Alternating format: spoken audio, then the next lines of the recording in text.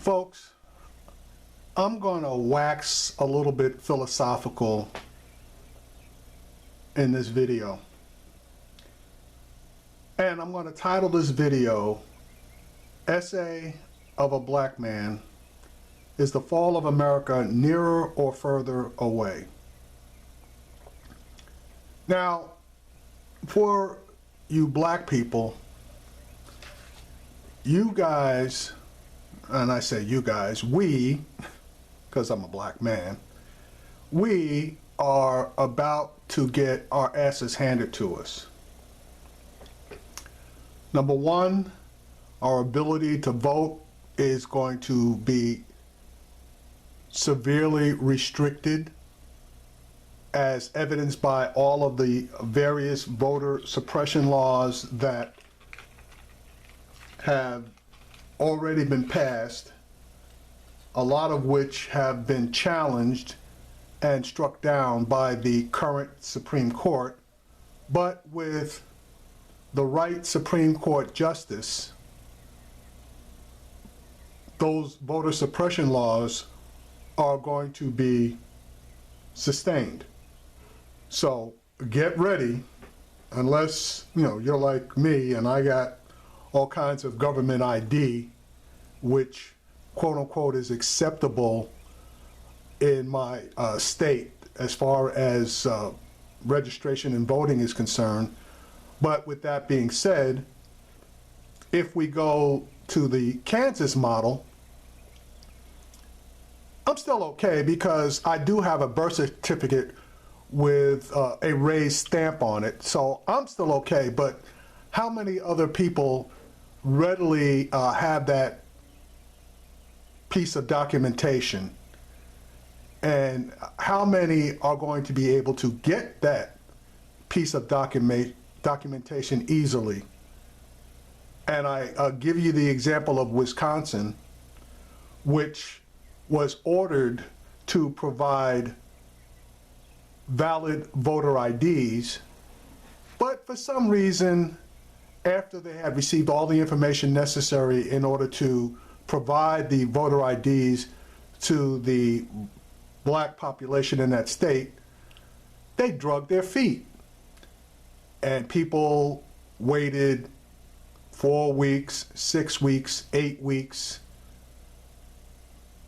and in some cases still hadn't received their voter IDs, to the point that the state of Wisconsin was taken back into court to explain why they hadn't provided the IDs.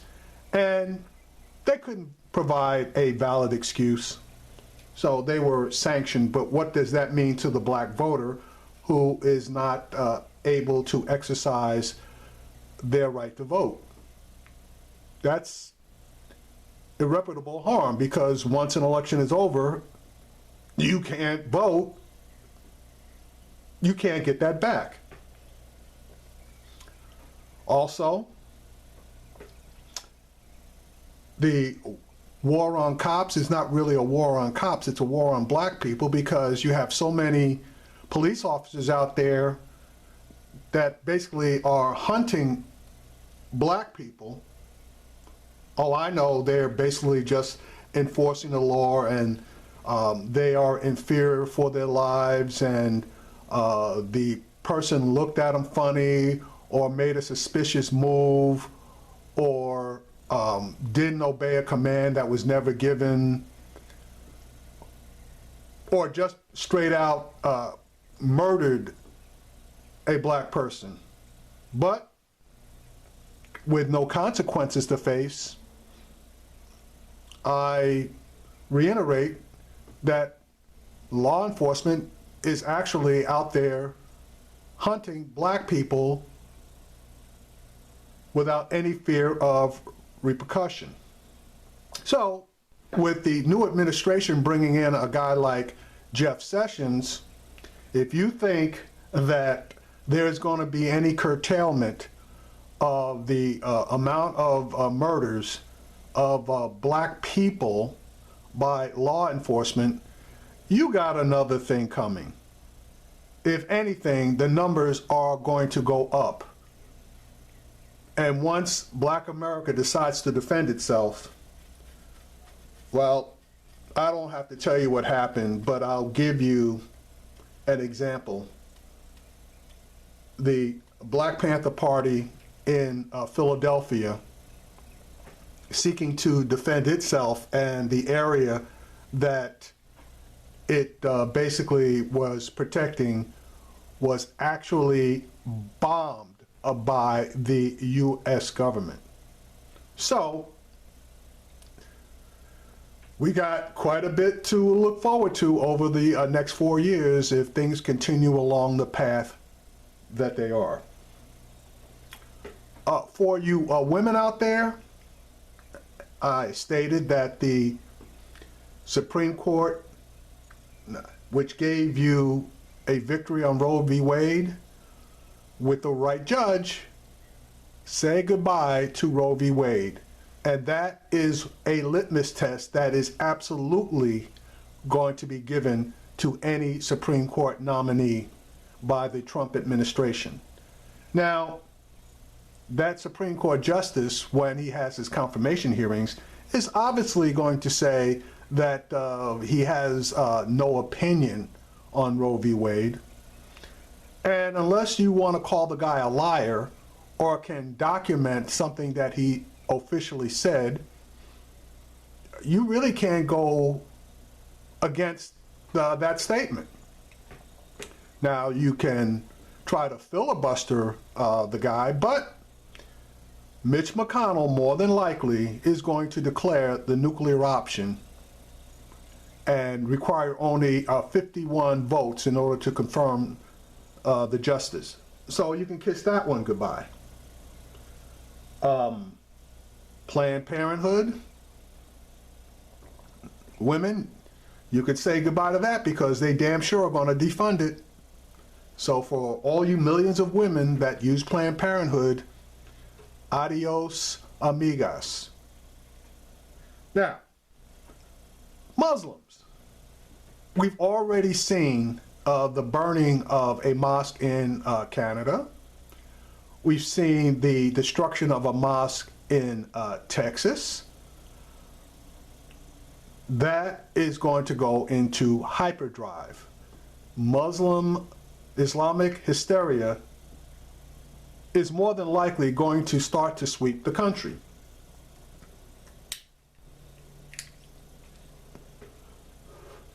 You Sikhs aren't safe either because half of these dumbasses can't tell the difference between a mosque and a Sikh temple.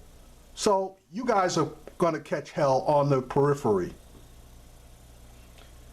But this video isn't about black people or women in general or Muslims or Hindus or Hispanics that they're going to target to deport unless you can show them your papers. That's not what this video is about. This video is about the overall decline of America. Now, in order to do it justice, we need to have a slight history lesson. Now, as you can all see on TV, there are protests in the street about various subjects, but these protests are at unheard of levels and haven't been seen to this extent since the Vietnam War. Now, remember, it was President Kennedy, a Democrat, that got us into that war. It was President Johnson, a Democrat, who almost got us out, except for the treasonous behavior of Richard Nixon, who was a Republican, and that caused us to remain in that war for an additional 5 years. Now, it was President Bush, a Republican, that got us into the wars in Afghanistan and Iraq. And it was President Obama that basically got us out. Now, it could be argued that we didn't get out the right way from Iraq, but that was Bush's fault because he didn't negotiate a proper status of forces agreement. So be it. You can argue, that one whichever way you want. But I don't think there's any disagreement on the fact that all of those wars were mistakes. In the case of the Vietnam War, we basically recovered from that one. And I believe that we can recover from the wars in Iraq and Afghanistan. But, and here's the caveat, ISIS and Al-Qaeda are all offsprings of the decisions we made to get into those wars, and also to destabilize and remove the legitimate, although brutal, governments of Libya, Muammar Gaddafi, Egypt, Mubarak, Yemen, Saleh, and now we're trying to change Syria, which is Assad. Now, it goes without saying that all of those people had major issues. But one thing they had in common, they all killed terrorists. Now, Saudi Arabia, our quote-unquote ally, has helped to foment terrorism, but you won't hear that on TV or through mainstream media. It's a little-known secret that they cut a deal with terrorists so that they would not perform terrorist acts in their country, Saudi Arabia, but only externally. Now, before we destabilized and deposed those four gentlemen that I spoke of, terrorists knew better than to set foot into those countries, as well as Iran. Now, the United Arab Emirates also cut deals with terrorists and provided them funding. But countries like Lebanon, Jordan, which was one of the most stable countries in the Middle East, actively and quietly combated terrorists. Now, with the four main combatants against terrorism removed, terrorism was able to flourish. And it expanded out to places like Chad, Somalia, and the Sudan. Notice, you do not see a lot of terrorists in Ethiopia or Nigeria.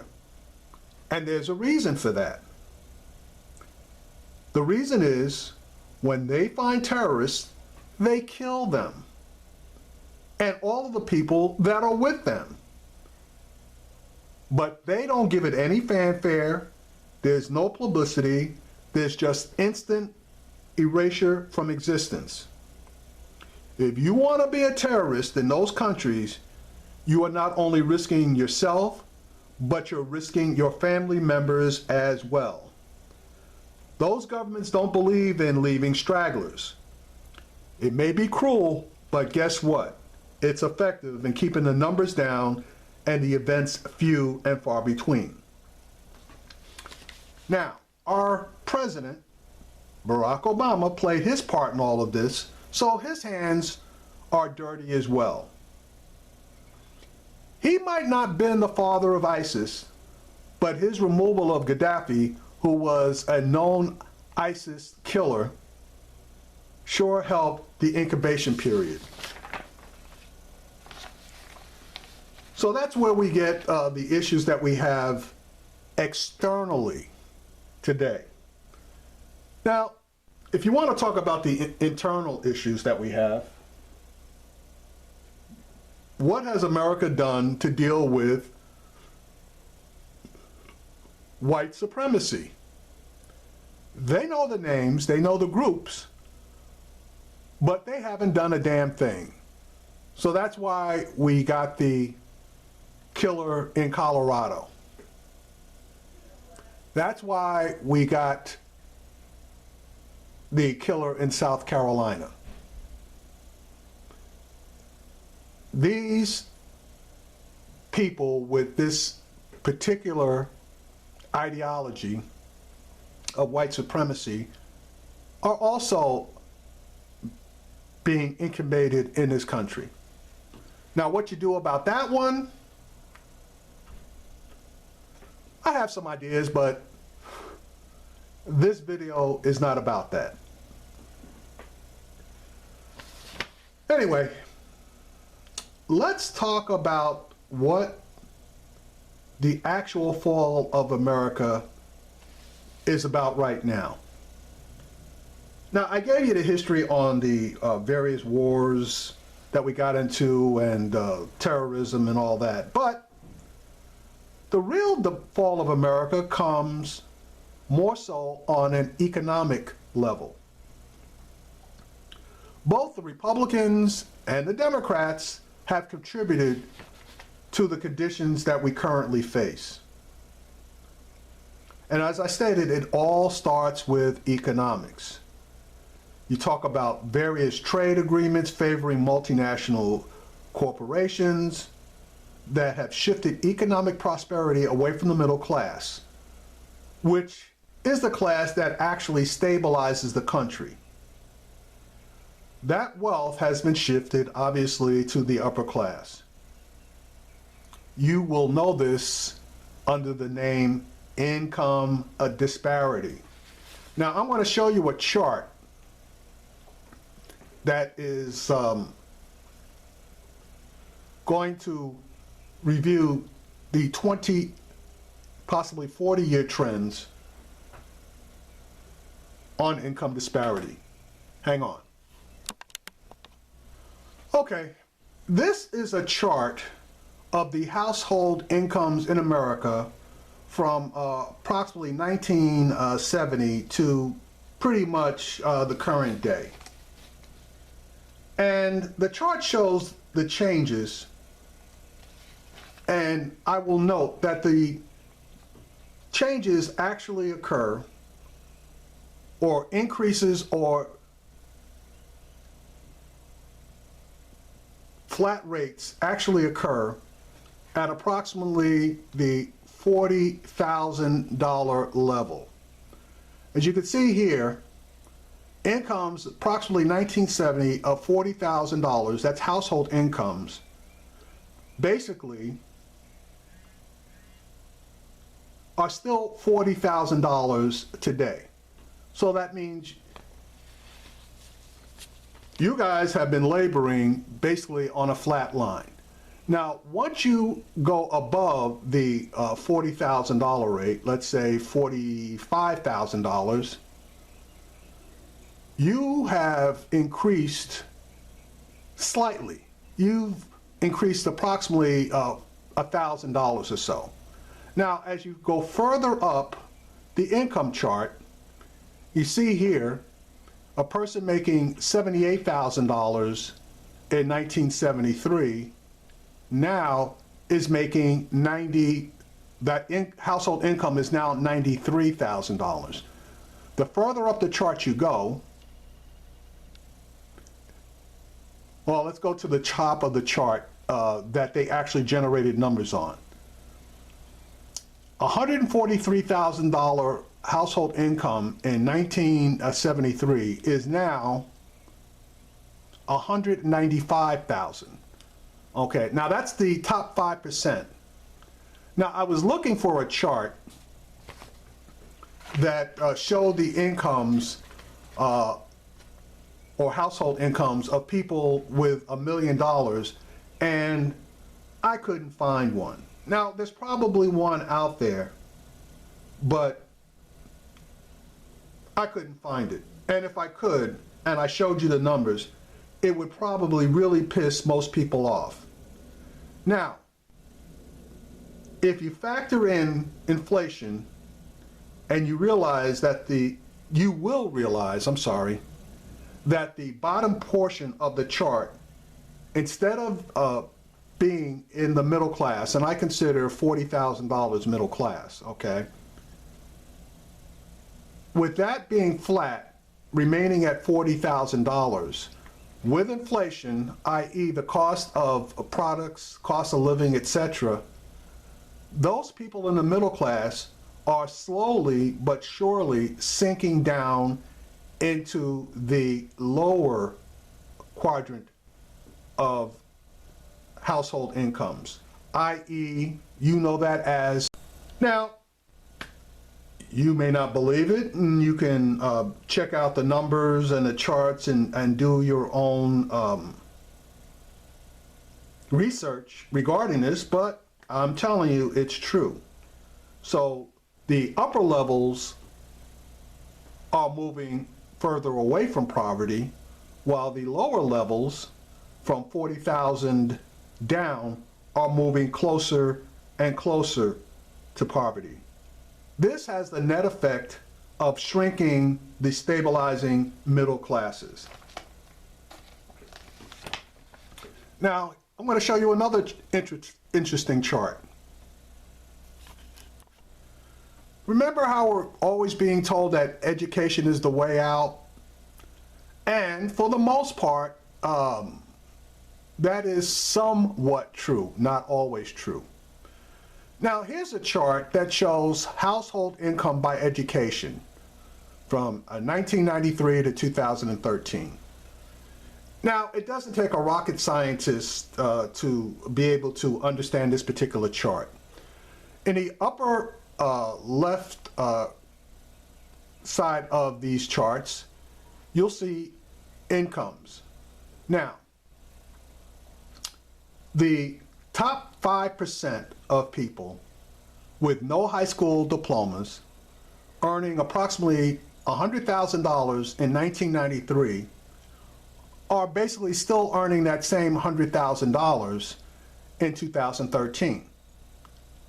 The people that are in the middle, median, they basically are earning approximately $40,000. That's the cutoff.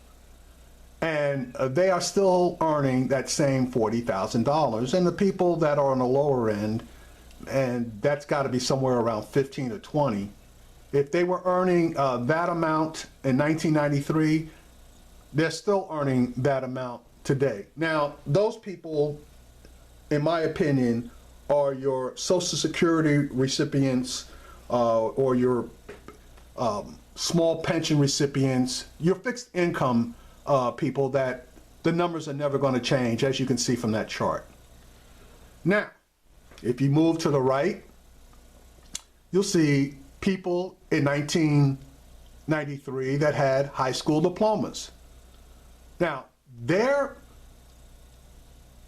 level, okay, the people that started off earning in excess of $100,000, somewhere around 130, they too, okay, really haven't prospered a whole heck of a lot. Same thing with the medium income earners, those people somewhere around 40. And obviously your fixed income people, somewhere around, let's call it 17 to 20. But now look at the chart on the lower left. Your lower income earnings, again, flat, your fixed income people. Your median, or people that are right in the middle, they're flat. But if you can get a bachelor degree and obtain a job where you were making somewhere around $200,000 in 1993, your number has jumped to approximately $250,000 in 2013. So again, education does matter, but it depends on exactly what kind of education you got. So if you were one of those liberal art majors that liked English or some type of music or art discipline, you're either in the yellow, which is about 60 to 70,000, and you maintain that particular household income for the 10 years, or if something happened and you were not able to utilize your degree to any significant accomplishment, you basically are running somewhere in the vicinity of 40 to 45,000, and you have stayed flat because you were not able to maximize your potential via the education that you received. Now, going back to the, I'll call it fairness doctrine, you've all heard the term, it takes money to make money. Well, nowhere has that been truer than in America over the past 40 years or so. It's the bottom line that counts, and anything to improve the bottom line is obviously fair game as far as big business is concerned. Now that includes moving jobs to low labor cost markets, i.e. China, Vietnam, etc. Moving companies in total away from high tax markets, reducing benefits of employees, reducing their pensions, and holding down the salary costs when companies absolutely cannot get away from America. The CEO's mantra is shareholders must receive maximum benefits, and they will do anything humanly possible to obtain that goal. Now, in return, when these CEOs meet these goals, they, along with the rest of management, are handsomely rewarded. These people are receiving salaries in the millions, tens of millions, to the hundreds of millions of dollars based on greater profitability when it is achieved. And all of that is primarily being done on the backs of workers or through automation, which is a fixed cost and reduces the need for the labor force. Now, if you don't believe me, I ask you to take a stroll down to your local bank. Now, here's the question. How many tellers are there? There used to be 5 to 10 tellers for most major banks, depending on your location. If you're in a really small town, the numbers was going to be smaller, but it was going to be at least 3 or 4, and pretty much every window was occupied. Now, in the biggest banks, your Chases, your Citibanks, your Bank of Americas, your Wells Fargos, you may not see more than 2 or 3. But how many machines are there?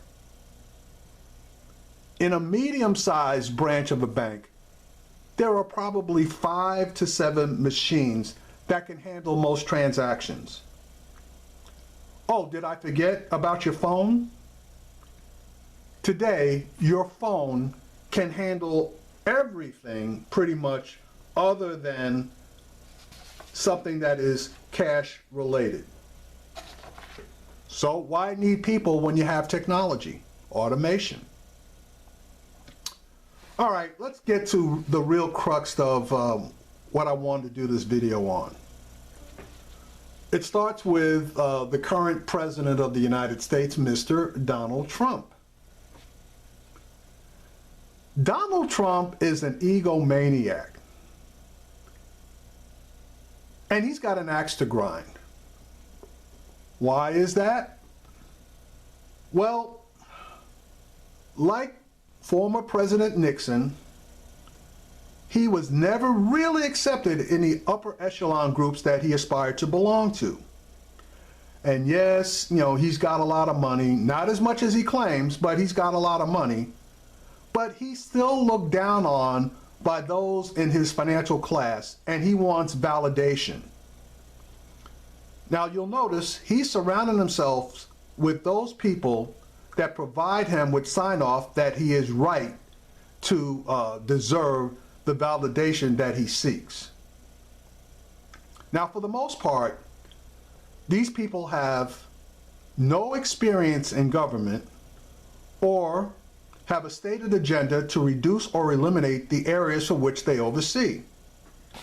Now, did I mention that Donald Trump has ADD, attention deficit disorder, and that he doesn't like to read anything, which is a recipe for a disaster, because all one of his quote unquote trusted advisors, i.e.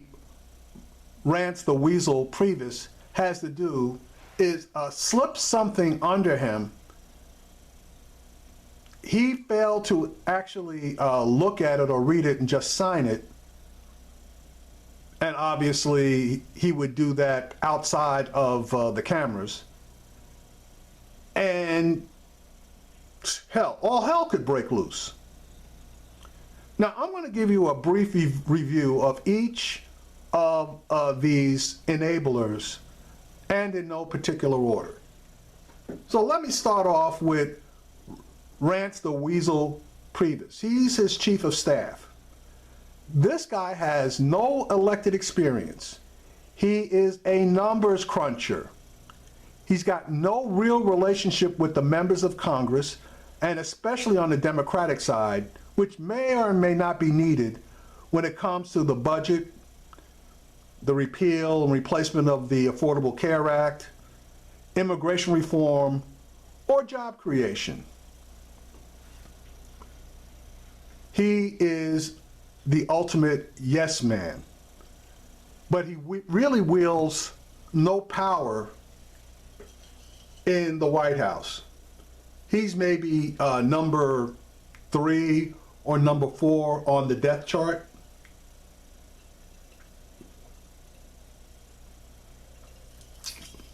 And did I note that he did not have to go through Senate confirmation? He was just picked and he's there. All right, let's go to Mr. Stephen Bannon, Mr. Trump's chief strategist. Again, another person who did not have to go any type of Senate confirmation. Now, this description of Mr. Bannon may seem a little harsh, but in my opinion, it's accurate.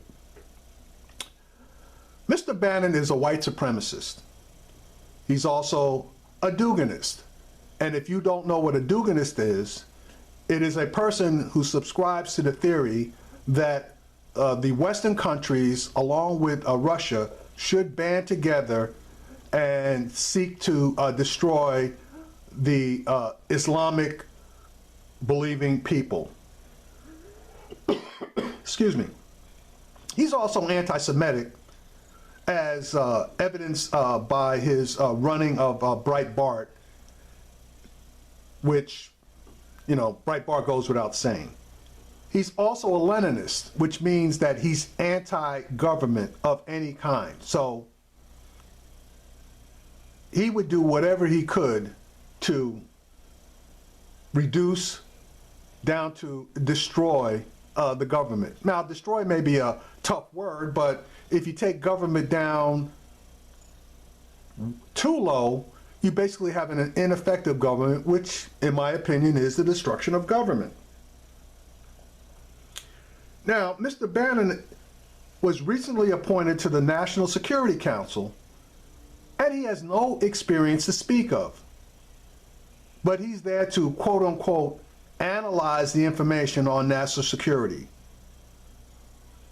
Now, this is where the executive order came from that created the Muslim ban, and he's also a partial architect of the reshuffling of the National Security Council. He got himself on. He got possibly the 2 most important members off, except on matters where their expertise is needed. That's how the executive order reads. Next is Mr. Michael Flynn. He is the National Security Advisor. Now, he's also the architect of getting rid of the chairman of the Joint Chiefs and the director of national intelligence. He had an axe to grind because he got kicked to the curb by these guys, and now is getting back at them by reducing their authority while enhancing his own. Now, he or the administration won't tell you that. What they called it was streamlining. How the hell is it streamlining when you have two of the most important people as far as national security is concerned not being privy to the full authority of the council itself? They're basically off. Enough said about him. Jefferson Beauregard Sessions, Attorney General nominee. It's not a stretch for me to say that Mr. Sessions is a racist. He's a homophobe. He's anti-civil rights. He's anti-reproductive rights. He's anti-voting rights. He's an Islamophobe. I don't think it's a stretch for me to call him all of those things. So, if I am correct, I believe that his ability to advocate for all of the above listed rights is more than suspect.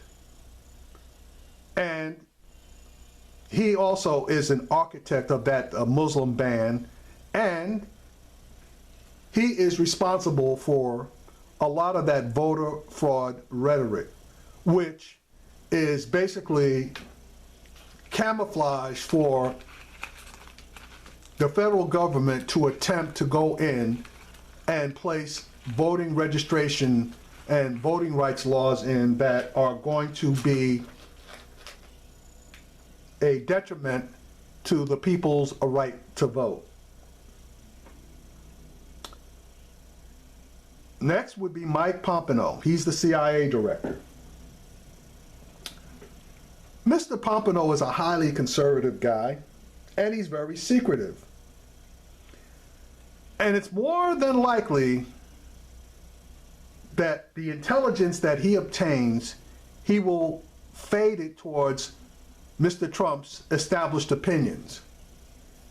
And it wouldn't surprise me if the CIA, in some clandestine effort, started operating on America's soil, which it is by law prohibited from doing so.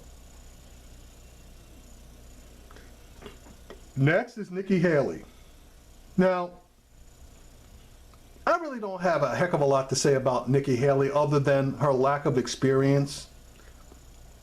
And UN ambassador is not that really big of a deal, except that she's going to be the mouthpiece for Donald Trump. And if she doesn't want to go along with his line, you know, she's probably going to have to resign. Obviously, she wouldn't want to be fired. I think this move was done possibly looking towards 2020 elections or beyond. And again, not that big of a deal. Another not that big of a deal is John F.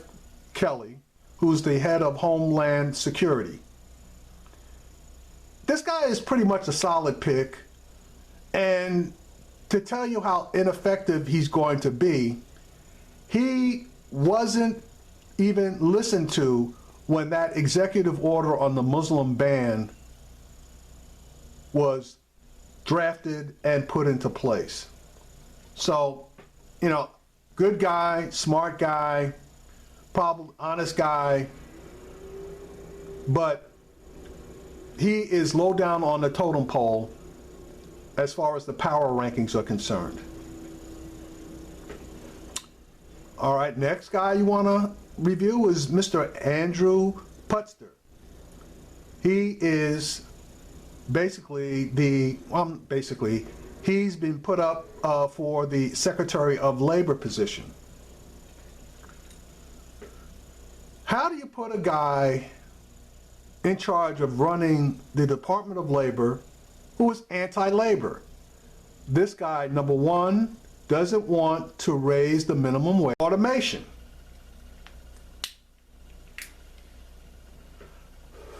I don't think that bodes too well for the laborers of America as far as their prospects for gainful employment is concerned if he has his way. Here's a good one, Mr. Rex Tillerson for Secretary of State. This is a money guy. This guy's entire history is working with ExxonMobil and negotiating deals in order to benefit his company and his shareholders. And this is another instance of him doing whatever it took in order to maximize the money made by the company and the shareholders.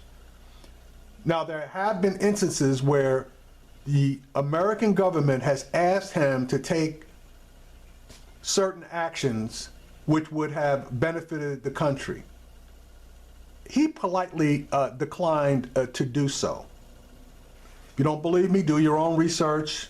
It's out there. Next is Mr. Rick Perry for Secretary of Energy. Now, this guy just straight out is not smart. And he did not even know what the Department of Energy did. He thought it was just being an ambassador for oil and gas interests of the government.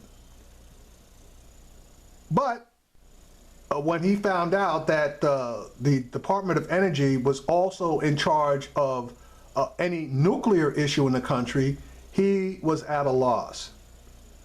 Now, Rick is going to be a proponent for the oil and gas industry in that department. And together with the EPA, this is going to be a nightmare. And I point to you the position that he has on the oil pipelines. He is definitely pro every pipeline that can be run anywhere. The next person that you may want to consider is Ryan Zinke for the Secretary of the Interior. Now, he's an outdoors guy. There's no ifs, ands, or buts about that, but he has little to no experience on a national level dealing with parks, recreation, the natural environment of the country. So that one's going to be, the jury's going to be out on. Dan Coats has been nominated to to become the director of the National Intelligence Agencies. Well, guess what? He's already out of a job because one of his jobs would have been sitting on the National Security Council, and he's out before he even sits. So that just tells you how well thought of that position and he is, period. Here's one that's going to affect every man, woman, and child in America. Mick Mulvaney. He's up for the Office of Budget Management. Management and Budget, I forget whichever way it reads. But anyway, this guy's claim to fame is cut, cut, cut. Cut everything. Cut the budget. Cut Social Security benefits. Cut Medicare. Cut Medicaid. Cut taxes on the rich. Cut taxes on corporations. Cut taxes. Cut everything, everywhere. He sees no benefit in anything other than possibly the military budget. And he has not come out with his opinion on military spending. But if he's smart, he'll keep his mouth shut on that one, because that's the one that might get him in a little bit of trouble.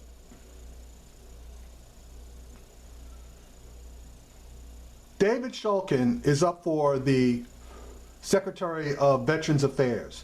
Now, he was the #2 guy under President Obama, so he's already directly involved. And I guess the jury's out on him because really there's not all that much known about this guy. So I really, can't comment positively or negatively. For the Secretary of the Agriculture position, here's another money guy, billionaire, Sonny Perdue.